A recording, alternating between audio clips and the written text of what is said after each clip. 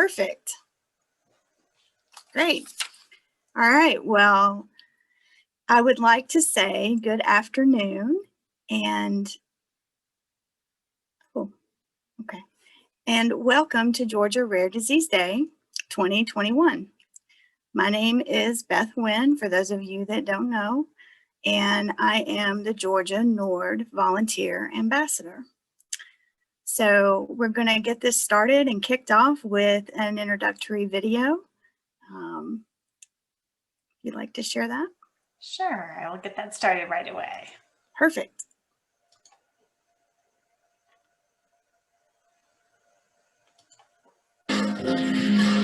I am Tristan. Angelina. Nama saya Syafiq. Regina. Habari asubuhi, Javi. Jeg är Christian och jag bor i Norge. I live in the United States of America. In Australia. Malaysia. No Brasil. Tunaishi Kenya. My passion is for fashion and design. I love to dance. Niso hutan. Para viajar e descobrir novas culturas. Anapenda kunitazama nikipuliza mapovu. Jag älskar idrott och spela spel med familjen min. Minhas paixões são minha fuga quando as coisas estão difíceis. Ada hari-harinya apabila melakukan perkara yang biasa akan jadi sangat susah. When your disease makes you feel isolated. It's difficult to walk. O värme på lager. When I'm tired. Afraid. O controle da doença pode ser desafiador. Atau mengecewakan bila saya kehilangan masa. Muda muhimu sana. But we learned to be resilient. Para apreciar os pequenos detalhes que me trazem alegria. Kumuona mtoto wangu wa kiume anavyofurahi tunapoenda nje. Nikijua anasikiza hadithi na sauti zilizo karibu. Mencari titik hubungan dengan masyarakat yang tak pernah saya sedar wujud. Å være uavhengig på grunn av menneskene rundt meg. Their fierce support. Sua bondade inabalável. The big love. Mine venner. Keluarga. Enfermeiras. Doctors. Support workers. Assistenter. Mashirika ya wagonjwa. Together, we are a strong community. Nimeweza kuelekewa. Histórias compartilhadas que me libertaram das dúvidas. I am Tristan. I live with sickle cell. I'm Angelina. And she has CASC, a neurological disorder. Saya Syafiq dan saya hidup dengan ectodermal dysplasia. Regina, eu tinha leiomiosarcoma, câncer raro. Huyu ni Harvey, ana SMA, spinal muscular atrophy. Christian och jag har UI, medfödd benskörhet. Esta é minha vida. Suara saya. And I am more than my disease. We are rare. Kami ramai. Nós somos fortes. And we are proud. We have one more video to play.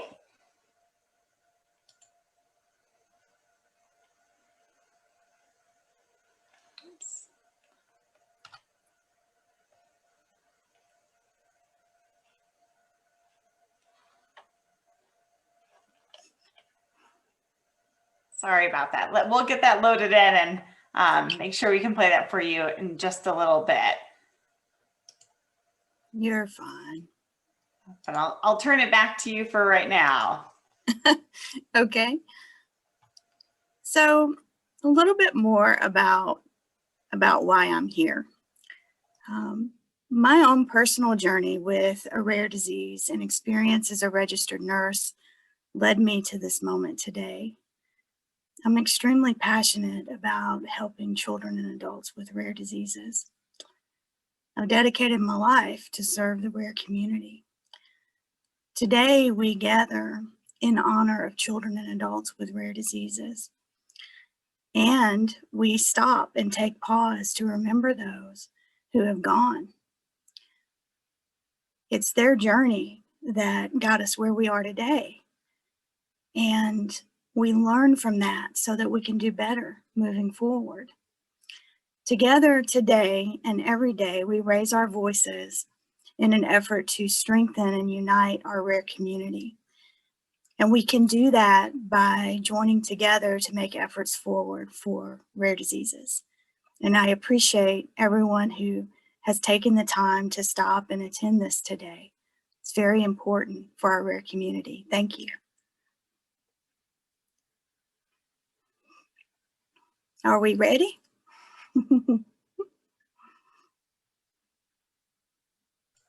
Sorry, you can keep going with the agenda if you want. We'll play the closing video at the end if that's all right. Oh, okay. I was thinking about I think the intro from Peter. Oh, yeah, we're having some difficulties with that video. So, Oh, okay. So we wanted to go in and start talking about efforts here in our state. And we would like to do that by giving an overview of our state report card and discuss the Rare Disease Advisory Council, as well as what we're doing in terms of forming a coalition to try to get that effort moved forward. So on that note, I would like to turn it over to our NORD leadership, Elise Patel, who is our manager of state policy, to talk about that. thank you so much, Beth. And it's nice to be with everyone. Good afternoon. As Beth mentioned, my name is Elise Patel, and I serve as the Western Region State Policy Manager for NORD. And we're really excited to be here to talk about NORD's Rare Disease Advisory Council work and share why RDAC started and where we're headed this year. So as many of you know, 25 to 30 million Americans are impacted by a rare disease, which breaks down to about 1 in 10 individuals. And while that's quite a few people directly impacted, we're finding that many lawmakers aren't necessarily aware of the unique challenges that are faced by the rare disease community. So the solution was to form rare disease advisory councils, where a diverse group of individuals from the rare disease community could come together and advise state government. And this is especially important because we know that many of our healthcare decisions are actually made at the state level. And we also see RDACs as an enormous opportunity for the community and legislators to come together and partner in a more strategic way and address issues on a regular basis. So the first council was created in 2015 by some fantastic advocates in North Carolina, and since then has gained traction across the country. And as you can see from this slide, there are currently 16 states that have passed RDAC legislation, with Massachusetts being the last state to do so about a month ago. And much of this progress has really happened over the course of the last 2 years, with 10 governors signing RDAC legislation into law since 2019. So NORD launched Project RDAC this past year as a way to help optimize the existing RDACs, and also as a way to increase the number of RDACs across the country. And under this initiative, NORD will provide opportunities for the RDACs to collaborate with each other, as well as providing educational resources to guide RDACs every step of their journey. And we welcome you to visit our website, rarediseases.org, and click on our Project RDAC tab. There you will find resources, upcoming events and coalition meetings, as well as an interactive state map where you can hover over the state and find out specific information of their work with RDACs. So currently in Georgia, we don't have a Rare Disease Advisory Council yet, but I know with your help and the stakeholders in the rare disease community, we will be there and hopefully be added to that list shortly. So this includes building a diverse coalition. I know Beth has already gotten that process started. So we want to make sure that everyone's voice is heard in this effort. So if you are interested in getting involved with the RDAC efforts in Georgia, please feel free to email us. We have our email rdac@rarediseases.org. And we're happy to help connect you to the work that we're doing. And also definitely check out that Project RDAC website where you can learn more about the initiative. So now I would like to go over our NORD state report card briefly. This is our 6th year publishing a state report card. And the report card is really a tool to evaluate how effectively states are serving the rare disease community. It's a way to track individual progress on priority policy issues, as seen on the slide, and also enable effective advocacy by providing a tangible tool to see how your state measures up in these key areas. So the issues outlined touch on several critical and relevant policy areas. However, we do understand that there are still other policy areas that impact the lives of rare disease patients. And this year we transitioned to a new interactive digital format. So there's a state report card landing page as well as a web page for each of the 8 issues highlighted in the report. Feel free to use the link here, and we can also put it in the chat to see how Georgia measures up. And I want to provide a quick demo video of how to navigate the report card. So here we have the landing page for the 6th edition of the North State Report Card. We've just got a little intro text up here, and then we have the 8 issues that we assessed in the 6th edition of the report right here. If you go over here, we have a drop-down bar where you can click and select your state. And then right underneath of that, we have all of these patient stories about some of the issues that are focused on in the report card. So now I'm just going to navigate to one of the issue pages. I'm going to click Medicaid financial eligibility, and that'll take you to this individual issue page. We just got a little bit of intro text again at the top, and then some more text about what the issue really is and why NORD cares about it underneath. Then we have some text about the grading methodology for this section, as well as the rubric, which is available at the bottom and also underneath of the map right here. Again, we have that drop-down bar where you can select your state. Then if you go to the left over here, you can click and access all of NORD's policy statements on the particular issue. And then you can also click and access the appendix for that section. So next, I'll look at the map a little bit. So you can hover over each state on the map and see the state's overall grade, which is bolded there for this section, as well as the subgrades that were averaged together to get that overall grade. If you click on any of the states, it will take you to that state's individual state report card page. So I clicked on Virginia, and here is Virginia's state report card. If you scroll, you can see that we have all 8 sections and their overall grade up here in orange, and then the subgrades underneath. And you can also click this right here if you want to open a printable version of the individual state report card. Perfect. And so finally, I just wanted to share a little bit more about our methodology on the state report card. So all of the data that you'll see on the report card is as of November 2020, with the exception of rare disease advisory councils. We actually updated the RDACs through December because we wanted to reflect the exciting passage of RDACs in both Ohio and Massachusetts that happened at the end of 2020. And then any current bills that are in the state legislature right now, or bills that may have even already passed in the beginning of 2021, were not factored into the report card or the grade. And as you saw in the demo, each issue has its own appendix that we derive the overall grade from. And then each individual issue page also contains a grading methodology section where you can read more about how that issue was evaluated. So with that, I welcome you to reach out to our policy team if you have any questions regarding Project RDAC or the state report card. You can reach us at policy@rarediseases.org. And I will now turn it back to Beth to introduce our next speaker. Thank you, everyone. Perfect. Thank you. So it is my pleasure to introduce you to Matt Brownell. He is a colleague and a wonderful advocate for rare. Certainly, he can share with us more about what it's like to be the parent of a child who has a rare disease. So Matt, take it away. Thank you. Hi, everybody. Thank you so much for having me be here. I did want to certainly share my experience with my daughter and kind of the journey we went through as being a rare family. So early on, I mean, I moved from New Hampshire, and up there, I mean, things are going all right. We knew, she was born full term. She did have the cord wrapped around her neck, but she passed all her scores and everything.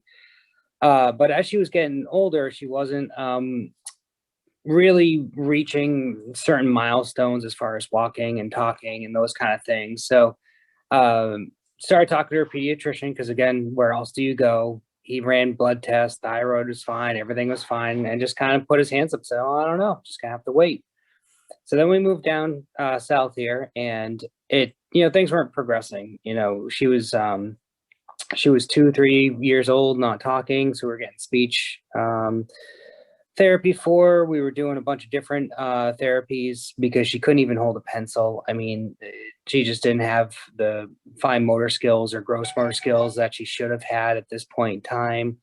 And just those kind of things, we couldn't get her to potty train, and we were like, she's a smart kid, she should know what to do. So we just knew something was wrong. So we just started talking to whoever we could, talking to doctors, and we ran the gamut, going to doctors and neurologists to just everybody. We got told it was growing pains, and she just needs therapy, and don't worry about it, she'll grow out of this. Because I mean, she would wake up in the middle of the night screaming that her leg, and we didn't know why, because she couldn't talk. It wasn't until she finally, after a year of speech therapy, where she finally started being able to like say some stuff, where she's like, oh, the bugs are eating my legs, that we knew something, like we actually got an idea of what she was going through. We finally got to a neurologist that wanted to listen to us, because everybody thought we were crazy. I was like, she's fine, she's healthy, there's nothing wrong, the blood test is fine, yada, yada, yada. The normal gambit that you run. So he started to listen to us, wanted us to do autism tests and all this other stuff. And we kept on saying, it's not that, it's not that. We have an autistic child. We know what that is. This isn't it. And it wasn't until we started yelling and screaming that we want an MRI, because insurance didn't want to pay for it. You got to go through everything else, run the whole gambit. But we finally got really loud and really angry in his office and said, we're not leaving until you give us an MRI. So we finally got it done. And I think he did it more to humor us, because they did an MRI without contrast. So we went to the hospital, they're doing the MRI. About an hour into it, they call us and they're like, oh, we need to rerun this again with contrast. We found something. So of course, as a parent, you're sitting there saying, what the heck, what's going on with this? So they did that. And then we ended up having a pediatric spinal specialist looked at it. They thought it was cancer at first. I mean, they didn't know what they were looking at. And this is the problem. She actually got diagnosed with syngomyelia, or SM. And it's so very little known about SM in the medical community. I mean, trying to find specialists that know about it there's very few. So we didn't really know much either. I mean, we did our own reading, whatever. So we trusted the doctor. They did a surgery to try to relieve the fluid that was in her spinal column, thinking, okay, he knows what he's talking about. This should do something. It was the least invasive thing we could do. And so they did the surgery. And while he was doing it, we had asked them multiple times to look or even consider a tethered cord for her, because we had done our own research and she met a lot of the textbook things of tethered cord, occult tethered cord, which you can't actually see on an MRI. So the doctor wouldn't listen to us. He just said, no, it's just this syngomyelia, not a problem. We'll relieve it. It shouldn't come back. She should be fine. So we did the surgery, and of course her syrinx just filled right back up. There's very little relief for her. The symptoms just kept getting worse. We kept calling the doctor saying, hey, we need more. There's something else we need to do here. And he just kept blowing us off. Oh no, she's fine. Come back in 2 years. Come back in 2 years. That's all he ever said. So we, again, got loud, got someone to, talk to her neurologist again, because he actually believed us now that he saw something on the MRI. So he kept ordering MRIs every 6 months for her. And then again, just wasn't going anywhere. And we actually joined a syngomyelia group on Facebook, which, other people have the condition. So we figured we'd talk to them and everything. And we found 2 specialists in the country, 2 in the whole country that knew about syngomyelia, especially in that dealt with children. So that was fun to find that out. One was down in Florida, who he liked surgery a lot, and he would cut and do decompressive surgeries all the time. So we didn't want to do that one. And then we found a gentleman in New York who specializes with, syngomyelia, EDS, Chiari, and he was wonderful. I mean, he didn't want to do surgery. We went up there, we talked to him, we laid everything out to him. He's like, oh my God, she's a textbook for occult tether cord. Why did the previous surgeon not do this? And we just looked at him and said, we don't know. We asked multiple times. So finally we were able to get everything done, got the surgery done, and she had the classic tether cord. I mean, he even took a video of the surgery and showed her cord snapping back as soon as he cut it. Like, it was crazy. But since then, she's been fantastic. I mean, she doesn't complain about leg pain. She doesn't complain about headache. She doesn't complain about back pain very much. A lot of her symptoms have gone away. Unfortunately, there is lasting bladder damage, which is just something that is from the tethered cord and is just never going to go away. Something she's going to have to live with for the rest of her life. It's sad to me because there's not enough known in the medical community about these rare diseases. There are things that we as parents studied ourselves and knew more than the doctor doing the surgery about this rare condition. I mean, we sat there telling them, it's a tethered cord, you need to do this, you need to do this, you need to listen to us. We showed them the documents and what we found in our research, and they just blew us off saying, oh, you guys don't know what you're talking about. And then 2 years later, we found another doctor and says, yeah, that's the exact reason. You could have prevented this damage if you had done the surgery 2 years ago. You could have prevented having a second surgery for her. I mean, the amount of medical cost we could have saved if this doctor had known about syngomyelia beforehand is just, to me, it's crazy.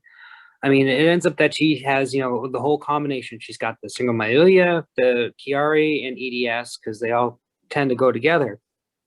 But she's just a happy, wonderful kid for everything that she's gone through. And what's crazy is my wife actually has syngomyelia too. We didn't know that. We actually didn't find that out until after my daughter got diagnosed and went through most of her treatments.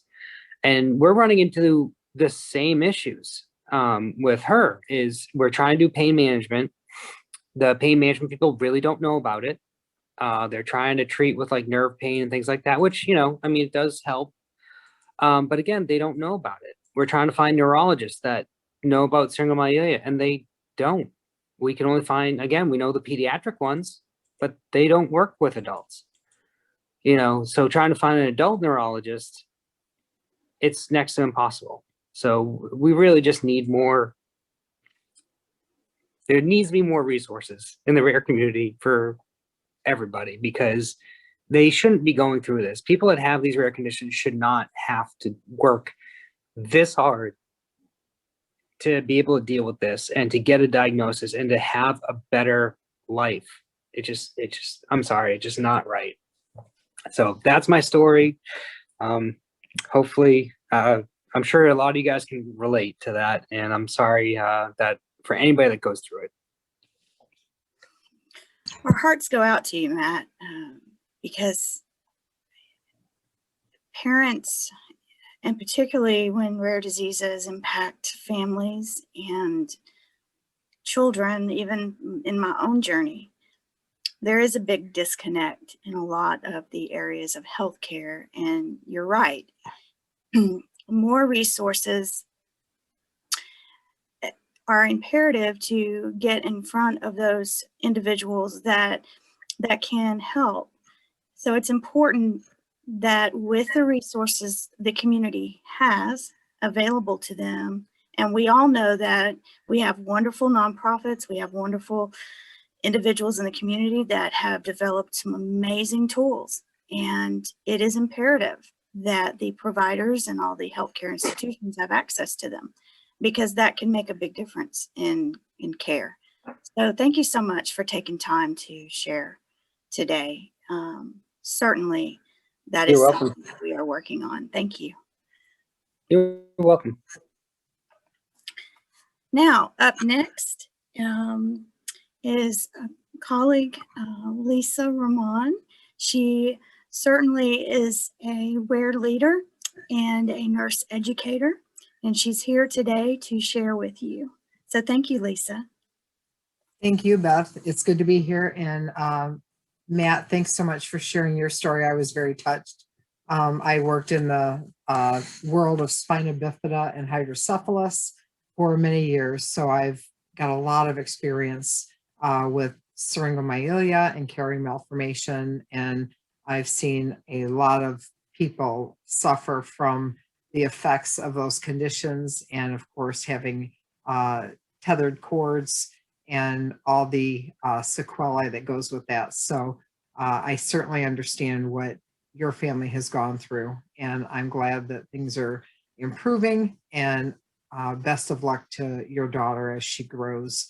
I'm going to talk to you briefly. I'm going to try to make this, I think Beth and I agreed 5 to 8 minutes. So I will try to control myself here, because we all in this world, in the rare disease world, tend to be a little bit chatty, because we are warm, caring people, and we share our stories openly, because that's how we learn, right? And that's how we reach out to others.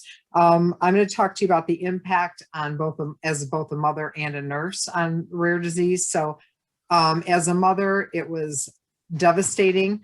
And of course, it was a turning point in my life to find out that my daughter, who I thought was born perfectly normal, as she grew, we learned through stages that she had actually been born with several rare diseases. One was a primary immune deficiency syndrome, and the other was a cervical spinal defect, which turned out to be very destructive and debilitating as she grew into adulthood. So now she is physically very disabled at the age of 35. And we didn't even know when she was born that she had a condition. And now so as she was a baby, she was gorgeous, blue-eyed, curly brown hair. Unlike the signs that Matt and his wife saw very early in their daughter, my daughter was teeny tiny, but she excelled in school. She excelled as a toddler. She was talking early. She was toilet trained at 21 months old. And she was just that exceptional child that everybody wanted to be around. She was beautiful and obedient and articulate, and she was just everything. And I was so proud, and I thought, this is it, the model child. And then she started getting infections, and she had pneumonia for weird reasons, and for like no reason. And she was septic at, under 2 years old, and nobody knew why she became septic, and we almost lost her. And she had bronchitis all the time and always had a UTI, and, she always had strep. And, of course, she was always going to grow out of this, right? So when she's 12, she's going to grow out of it. And we had all kinds of surgeries that she didn't need to have. So we had her tonsils taken out, and, she had a septoplasty at 17 that they said she needed when she didn't need to have. And, terrible things. She missed 50% of school all through her life. And there was no reason for her to never go to school, except she was always sick. And so we bought her a dog. And we thought, well, maybe she'll have this best friend that is a dog, because she didn't have any friends in school because she never went to school. And then she got scarlet fever. And of course, this letter came to our house from the school district saying there's a child in the school district with scarlet fever. And I went, oh my God, they're talking about my daughter. And they sent the letter to every parent in the school district saying, that this, and that was the first time that I realized that there was something different about my daughter that nobody else seemed to have, in their children. So that was the first sign that as a parent, I needed to be worried. So we started my husband is a neuroscientist, and I was at that time not a nurse, I was just a mother, but we started to panic and we started to get scared. So my husband said, well, we have all these resources, we have great insurance, and, we're part of the, the upper middle class, and we can just take her anywhere we need to take her. So we did. We took her all over the country, and we got the best of care for her. And the devastation came in when I found out that it didn't matter where we took her. Nobody could give her the right treatments. Nobody could give her the right diagnoses, and nobody could cure her. So then her infections started turning into, let's go back to what Eric said earlier when I met him on the phone just before we started this meeting. And he talked about, when you see horses, think zebras, think about those stripes.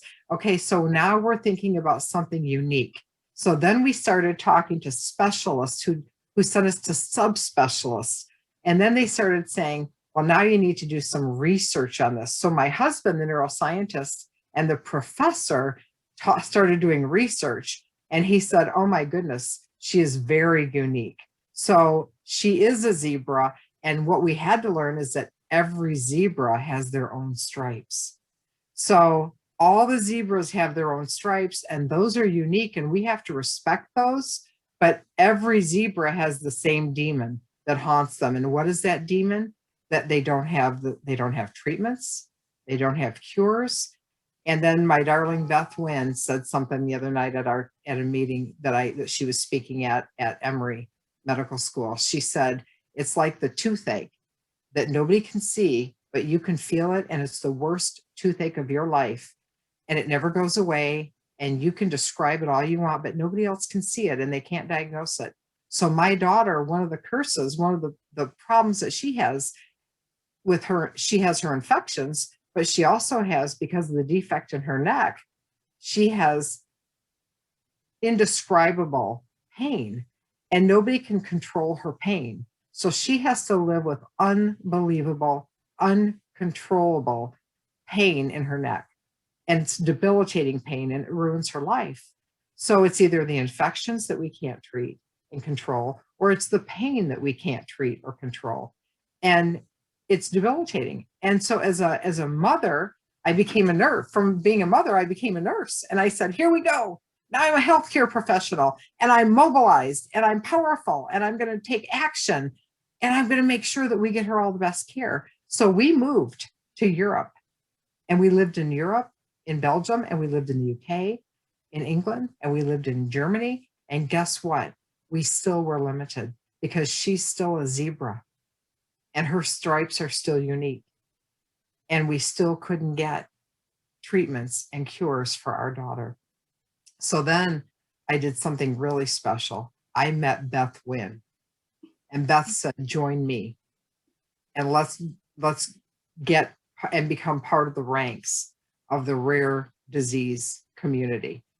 And I partnered with Beth, and we have become part of this larger community that said, we understand, and we're all part of this big community that realizes that we do have limitations, but we're not going to stop fighting. We're not going to stop connecting. And we know that as one voice, we can work together, and we can be stronger, and we can share those resources, and we can build our network, and we can grow the research and the medical resources. And eventually, one by one, those stripes are going to start looking more similar, and we can hopefully cast out those demons and get the help and the cure and the relief that our community needs. And that's probably gone over my time, but thank you, Beth, for letting me speak. And thanks everyone for letting me share my story about my daughter. Well, thank you, Lisa, so much for being here. You're amazing. Thank you.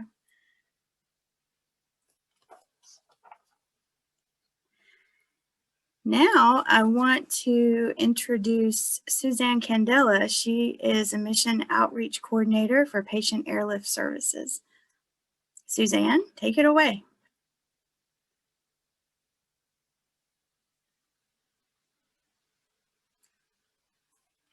Let's see, is Suzanne on the call?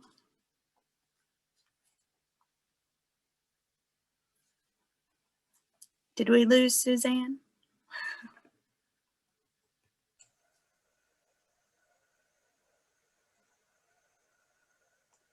Would you like me to go to the next speaker and see if she pops back on?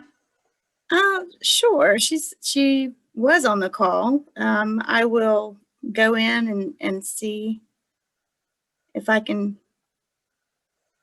find out, but go ahead. All right, so I'd like to introduce Eric Johns. He's the president of the Emory Nord Student Chapter. Eric, take it away. Thanks so much, Beth. And thank you, Matt and Lisa, for sharing your stories. Those were wonderful to hear, and thank you for all your insight. It's great to be able to speak with you all today. I'm Eric Johns. I'm the president of Emory's Nord Students for Rare chapter. And Beth invited me to just talk a little bit more about what we've been doing and what the purpose of our chapter is. So I like to say that our chapter is small but mighty. There are 22 of us. We are devoted to spreading awareness about rare disease by engaging our fellow students. And we are one of 23 NORD student chapters nationwide. And actually ours was one of the first. It's been a minute since ours was established. And, you know, speaking with other NORD presidents, NORD student chapter presidents, I've learned that our program ours is a little bit unique. Most of the others are undergraduates mainly. So, so ours is mainly people in my program, which is the genetic counseling training program. And so to better understand, you know, our perspective as a club, I think it's important also to talk about the genetic counselors, what they do and what our training looks like. We also have a few different students, including PA students, physical therapists, and medical students. But us as genetic counselors, which is, again, we make up the majority of our chapter, we're trained both in the science of genetics and the art of counseling in order to provide care for patients with genetic or familial disease. So we are often the providers that are really thinking about zebras, as Lisa mentioned. So that zebra mascot for NORD really resonates with us. So we love, you know, I have a little collection of zebras from different genetics events and things like that. The genetic counselors are trained to be advocates for patients with rare disease, and we work closely with NORD. So as a part of my program, actually, we rewrite NORD pages. So NORD provides a lot of really great information about rare disease that sometimes isn't available anywhere else. So patients oftentimes, when they're looking up a rare disease, if it's a new diagnosis, sometimes their first stop is on NORD's webpage. And making sure that those pages are up to date is really, really super important. And so as a part of our program, we are, you know, synthesizing all of the new information about different conditions and trying to make sure that those pages are as up to date as possible. The NORD student chapter in general, the purpose is to reach the next generation of professionals, advocates, researchers, and medical professionals to spread awareness and recognition of rare disease. And this is a really important insertion point for talking to people about rare disease, because this is a point in time where people are determining what they want their career to focus on. And sometimes, I think often, you know, despite the fact that it is a growing interest in medical specialties, rare disease is kind of still not recognized the way that it ought to be. And so a lot of programs, especially like the medical school, people aren't necessarily exposed to rare disease the way that we are in genetic counseling. And so being able to have conversations with people where we're like exposing them maybe for the first time to this whole world of rare disease, and we find that to be extremely important. So one of the ways that we used to engage people is literally sitting inside the medical school at a table and, you know, encouraging people to stop by and just chat with us about rare disease. And we had some like NORD brochures and things like that. Of course, 2020 has presented some new challenges for that particular point, trying to recruit people to join us in NORD.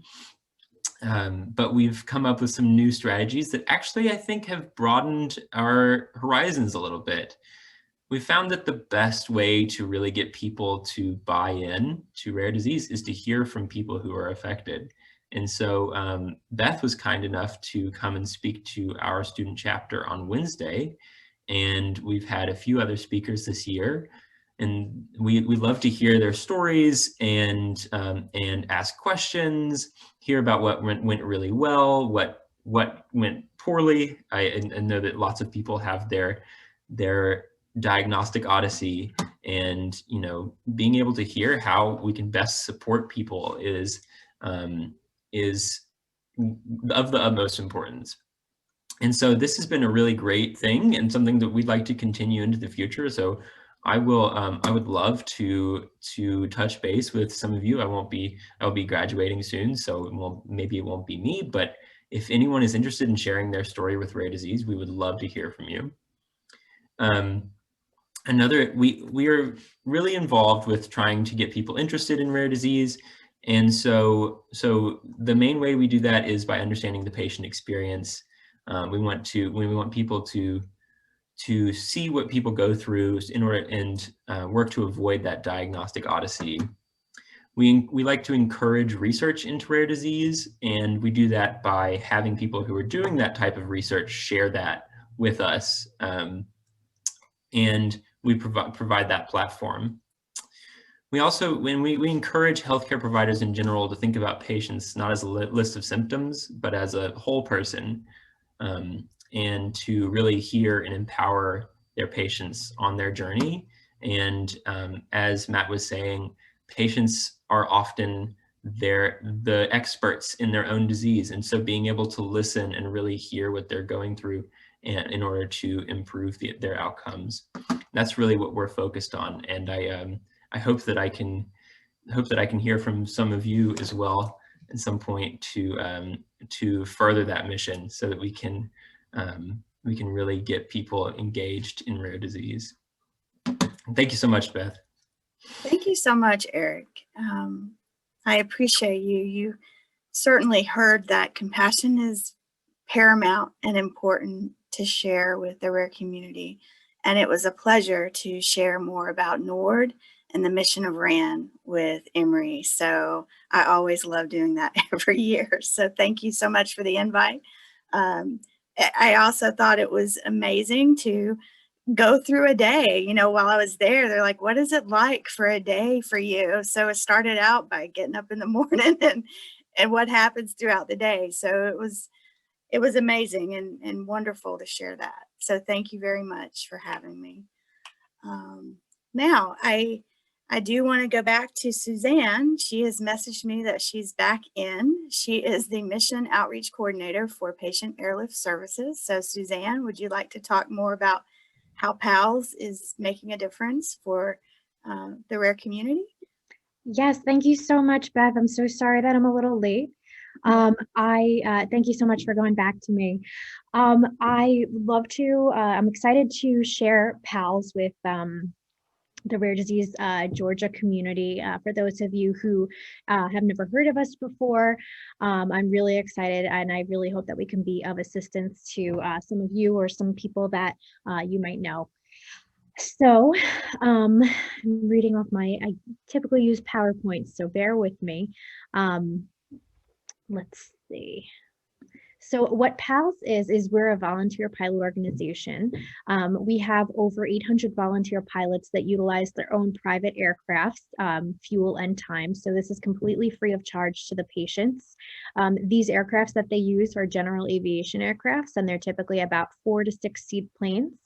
That being said, qualifications to qualify for a PALS flight, you do need to be somewhat ambulatory. There is no medical attention on board. But for someone who can't climb into one of these flowing aircrafts, we do have quite a few jets in our fleet that have small staircases. We also have one stretcher plane in our fleet with 5 pilots who are licensed to operate it.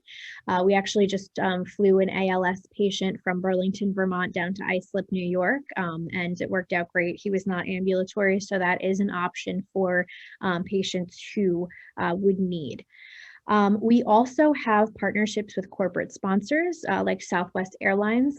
They donate couple hundred vouchers to us per year, and for those we're able to utilize those for further flights for patients who might need to go cross country and a little bit further than our volunteer pilots can travel with the smaller aircraft. For other qualifications for our flights, in addition to needing to be somewhat ambulatory, We do need about 5 to 7 business days in advance because a lot of work does go into planning a flight. And also there does, typically need to be some financial need, but unlike other organizations, we do not require a copy of your W-2, and we really do try to help as many people as we can. So, say somebody makes a decent salary, but they have 4 children and one sick child, they have exorbitant medical bills. We really do try to factor everything into that. And this, just opens us up to being able to help a lot more people than some other organizations. We've worked with NORD for several years now and made some great connections with different rare disease communities. Ones that I could think of is the 22q and U Center at CHOP in Philadelphia, Beckwith Weidman syndrome. We've had a lot of patients utilize our services because, as many of you know, treatment for rare disorders isn't always local, and there is some traveling to get to the best doctor with expertise in these conditions. So over the so we just celebrated our 10th birthday back in November, and our data really speaks for itself. So far in our 10 years, we have been able to acquire over 800 volunteer pilots, ranging from Maine down to Florida and as far west about as Wisconsin. We have just such a huge network, and we're ever expanding. We really hope to be able to have pilots in every state one day. It just is a lot of work to acquire those. We have, in our 10 years, we have served over 2,900 families with 23,000 free flights. Also, altogether, we have flown over 5,400,000 miles. As for limitations on flights, our flights flown by volunteer pilots are unlimited. If you need to fly to a clinical trial every single week, we can help you out with that. I can't really share it, but I have a picture here in front of me of one of our patients who is now a 17-year-old high school senior. She is from northern Maine, and she has been battling a rare form of cancer since I believe she was 8 years old. And we have been flying her since she was diagnosed. She lives in northern Maine, and she gets treatment, which would be a 10 to 12-hour car ride, I believe, in Boston at Dana-Farber Cancer Institute. And she has flown on 59 and counting PALS flights. So, that just goes to show you, we really do try to support you for your entire journey with your illness. And, for commercial flights, unfortunately, there are some limitations because we just have a limited number of those, and just such a high need. But we're working on trying to acquire more partnerships with more airlines so that we can expand those limits. And lastly, feel free to send me a referral. I'm going to drop my contact information into the chat box. The intake process is really simple. We can do it over the phone, or you can, you can go on our website and fill out the form yourself. Like I said, you just need to be ambulatory enough to board one of these aircrafts. There does need to be some financial need, and we do ask for 5 to 7 business days in advance. Like I said, I'm going to give my contact information. So if you come across anyone who might be in need, or if you're in need yourself, feel free to reach out to me directly. I also worked in mission coordination for 2 years, so I'm very familiar with who would qualify for one of our flights, and just setting everything up. So I do look forward to hearing from any of you, and we really are here to help.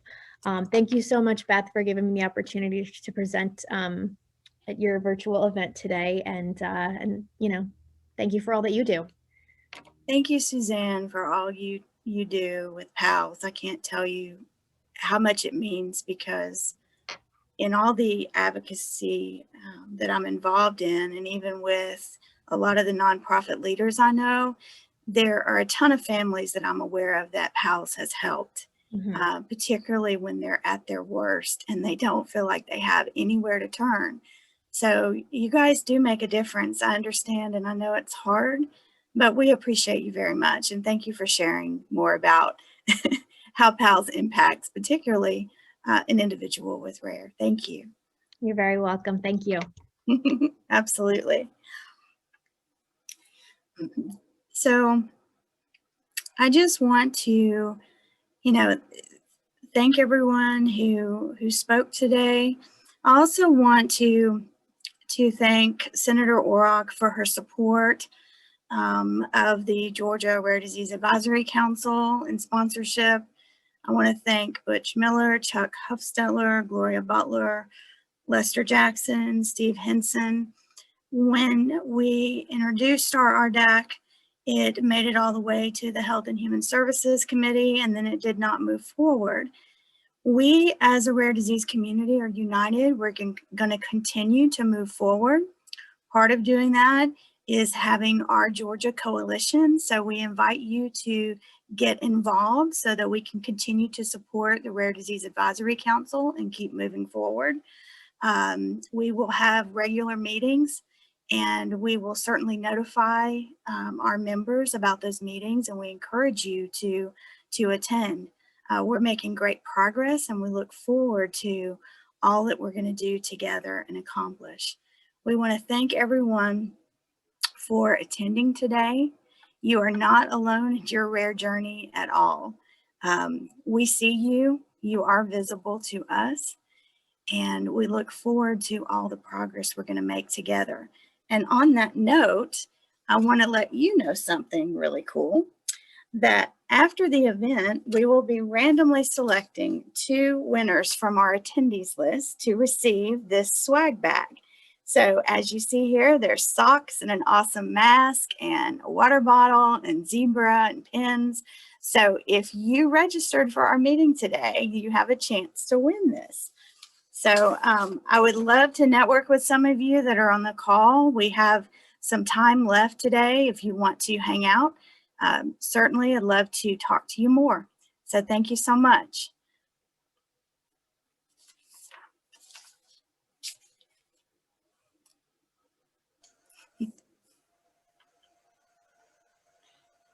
I have to pipe in and say thank you to all of our amazing speakers. It was incredibly inspiring to hear your journeys, and really hope that the RDAC will be established in Georgia soon, and hopefully can address some of those challenges that you spoke about. Beth, this is Louise Hill, and I live in Athens, and I'm just very curious to hear more details, or perhaps to get more involved in the process of getting the RDAC established in Georgia, and not sure how to go about doing that, how to get more involved in doing that. Well, welcome. Glad you could come today, and certainly I would love for you to sign up for the Rare Action Network and get involved in the coalition. I would love for you to join those calls, and in the coalition, we're going to work together to get this RDAC moving and passed. So. Okay. So do I go to Nord to sign up for it? How do I get signed up for it? We'll give you a link to join the Georgia Rare Action Network, and then you'll receive a notification about our upcoming meeting for the coalition. There's actually, I just noticed if you pull up the chat feature, the link was just dropped in there too. So you're welcome to use that link. Okay, Thank you.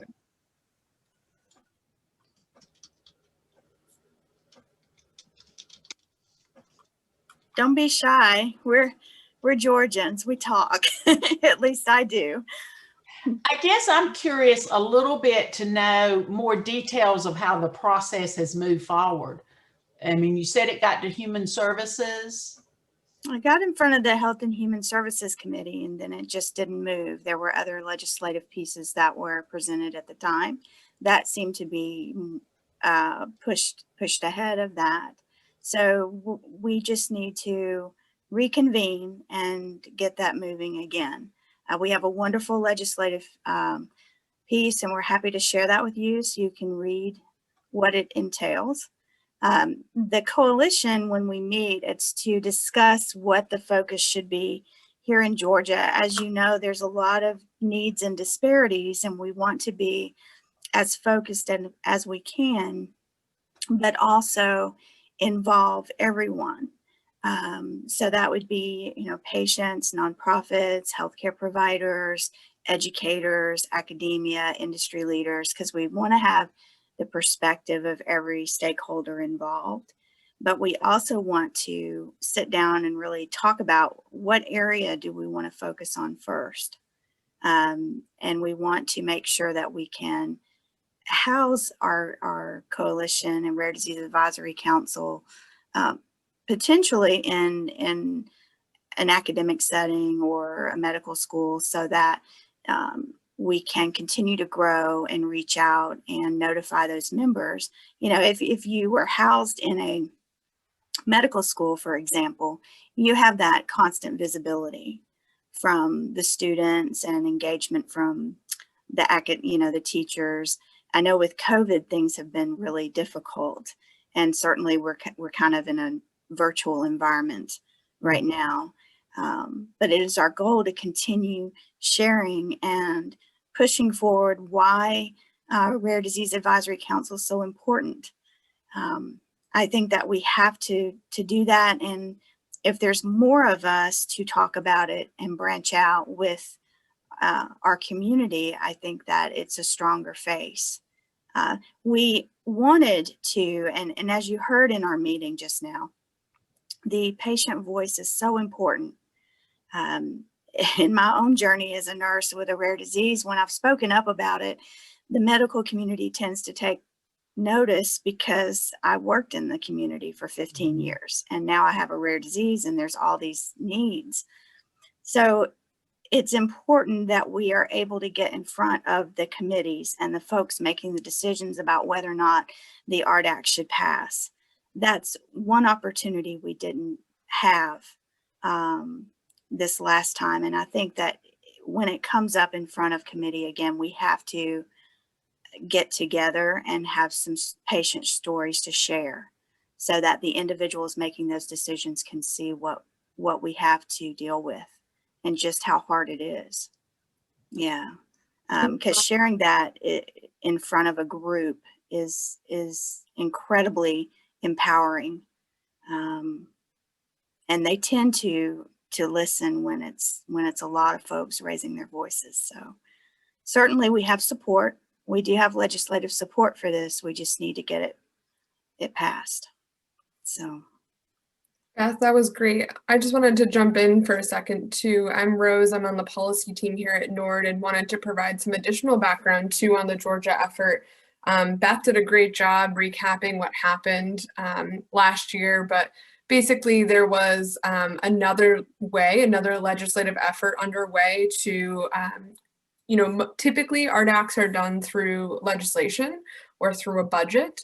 But last year there was some interest in trying to do it through an executive order. And so that's why the bill did not move further through committee. This year, it's our understanding that that's not the case anymore, and we want to go through legislation. And so through NORD's Project RDAC, we would love to see one in Georgia, and that's why we've been working along Beth and all of her partners in the state to get everyone's feedback on what the Georgia RDAC should look like. Every RDAC is different. It's housed in different places depending on the state. Sometimes it's a university, like Beth said, sometimes it's the Department of Health or a nonprofit. It really depends. So that's why all of us coming together in Georgia now to talk about it and gather your input through coalition meetings, and I'm sure there will be one coming up. Once Rare Disease Day winds down, that would be a great place for you to jump in, Louise, to share your experience in Georgia and get more involved, is a really good first step, because we feel like, as Georgia said, as Beth said, there's definitely an interest in Georgia to do this through legislation. So we're really excited about it. We just need to continue working on it and get everyone's feedback to push it along. Yeah. And once we have the legislation, typically in most states, it has moved along really nicely. It's typically a non-controversial piece of legislation. Typically our legislators really want to help us as this momentum has been growing across the country. If you were on in the beginning, Elise talked about how 16 states now have an RDAC, which is just really incredible. And most of that has been done in the past 2 years, which is huge. Legislation typically doesn't move that quickly across the country. So it's very exciting. And so, yeah, I would just encourage you to sign up if you want to get more involved for the RAND network, because when we host our next coalition meeting in Georgia, we'll send out an email with Beth saying when that is and the Zoom link and all of that good stuff. Okay, thanks. Yeah, no, thank you. Thank you. Thank you, Rose.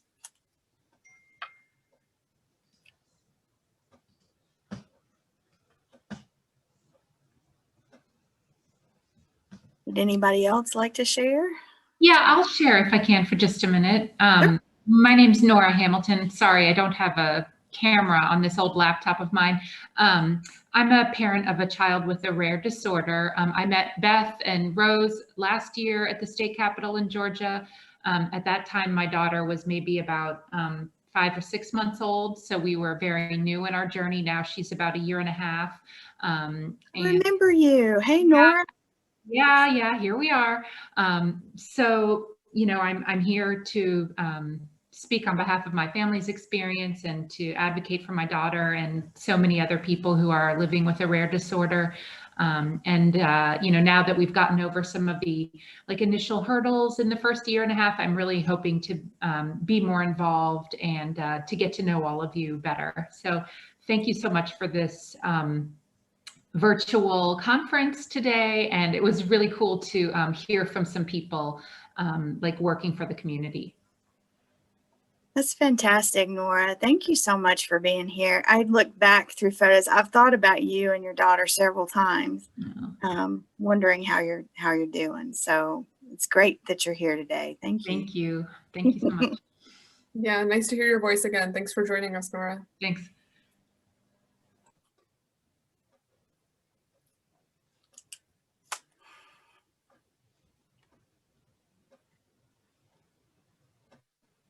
Anybody else want to say something?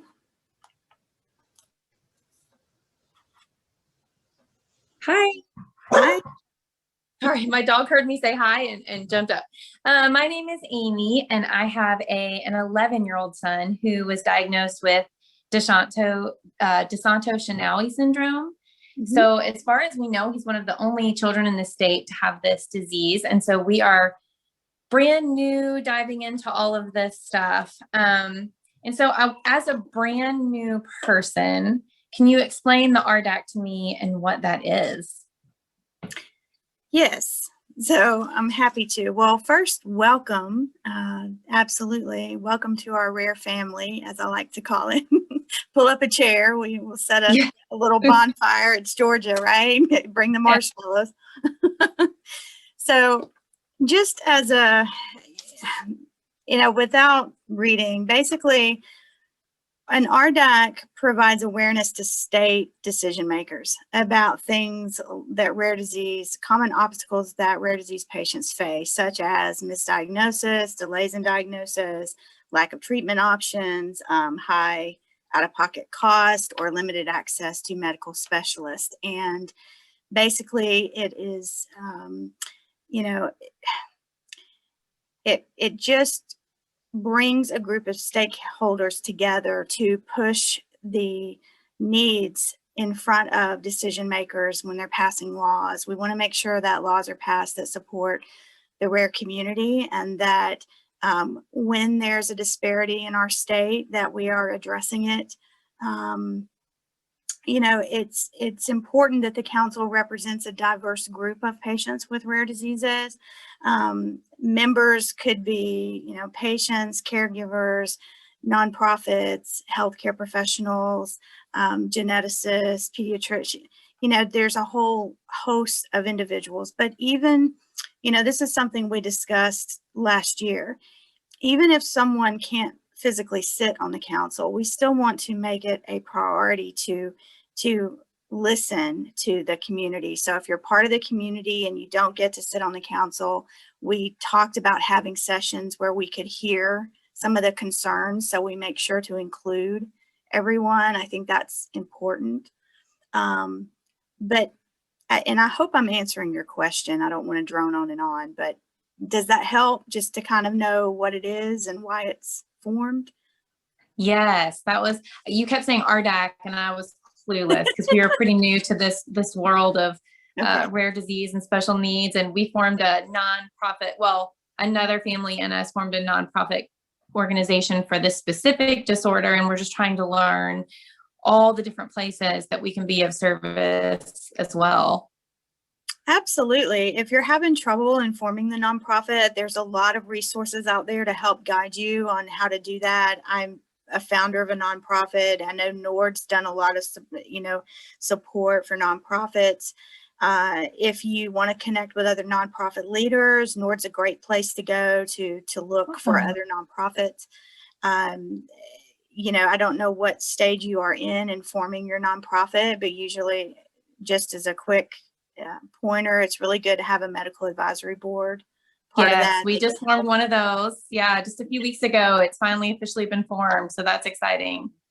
And just to encourage you, I mean, when I started mine, I was told I was the only one out of 3 people with my disease in Georgia. Okay. Wow. And within a few months of starting mine, I found 8,000 other people with it. So I don't want you to be afraid. There's a family and there's other people that have this condition. You're not alone. I know it may feel like you are sometimes, but you're not.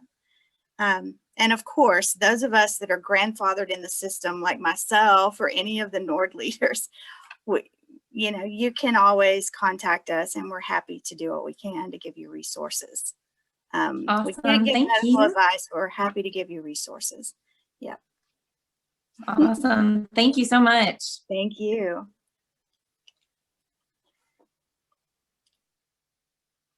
Anybody else want to say hey?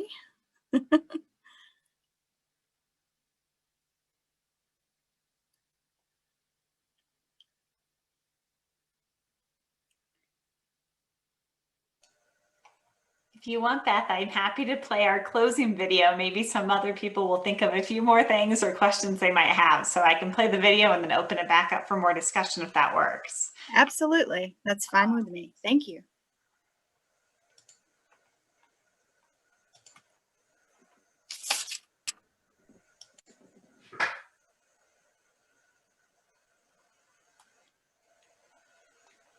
Joins together with others around the world to raise awareness.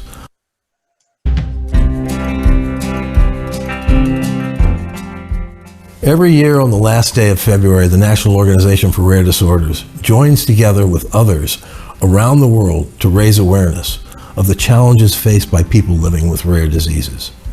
Achieving health equity is even more difficult for rare patients. To have equity in health means everyone has an opportunity to be as healthy as possible, regardless of social, geographic, economic, or other obstacles that may be working against them. At NORD, we appreciate your support, which allows us to work on issues like health equity and many others, and for our staff and volunteers to bring them to the forefront on Rare Disease Day. From the Volunteer State Ambassadors, we would like to say thank you to all of our Rare Action Network supporters for helping us connect with rare patients and families in our states. And thank you for allowing the Rare Action Network to raise important issues with state lawmakers on Rare Disease Day and throughout the year. Did you know that in medical school I was told when you hear hoofbeats, think horses, not zebras? But what about the more than 25 million Americans living with a rare disease? At NORD, we are humbled to provide help and resources to our zebras and their caregivers. NORD support allowed me to catch up on some overdue bills, including my rent. Thank you for your support, NORD, and thank you for supporting Rare Disease Day. From all of us at NORD, thank you for your dedication to the rare disease community on Rare Disease Day and every day.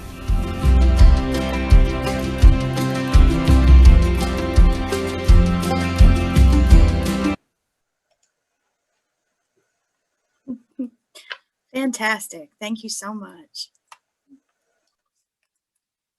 All right, guys. Well, I'll give you a few minutes to see if anybody else wants to say hello or share what you'd like to share. And then we'll close out if not. So I really appreciate everybody attending today. I never thought that I would end up with a rare disease. When I was a little girl, everything was normal.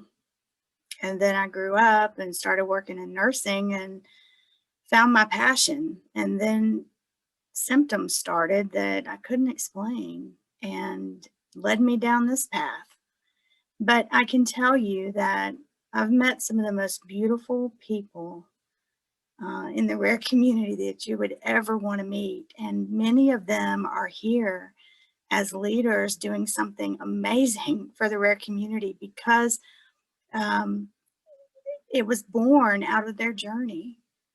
They stood up, they did something to move efforts forward for rare diseases. NORD started that way.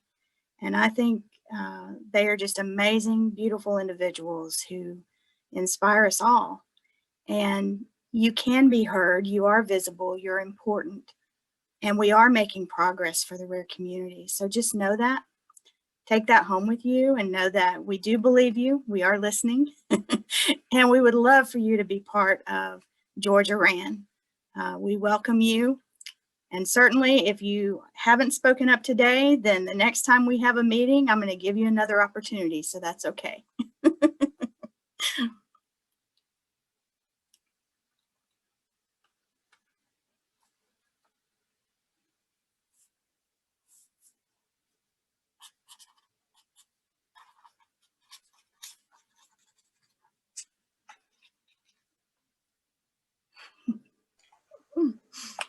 Thank you for a wonderful program, Beth. It was fantastic. Absolutely. Thank you guys for being here and for all your time and what you do for the rare community. Thank you.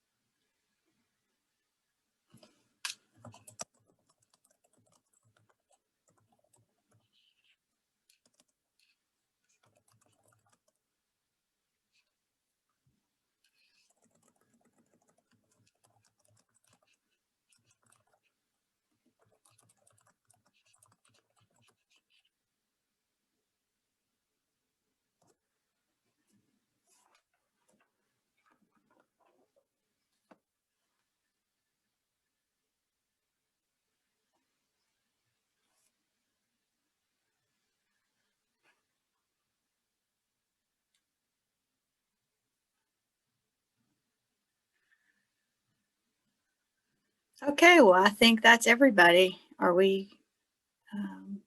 Appreciate you being here, and I think that's it for today. So take care, everyone. Be safe, and we'll see you again soon.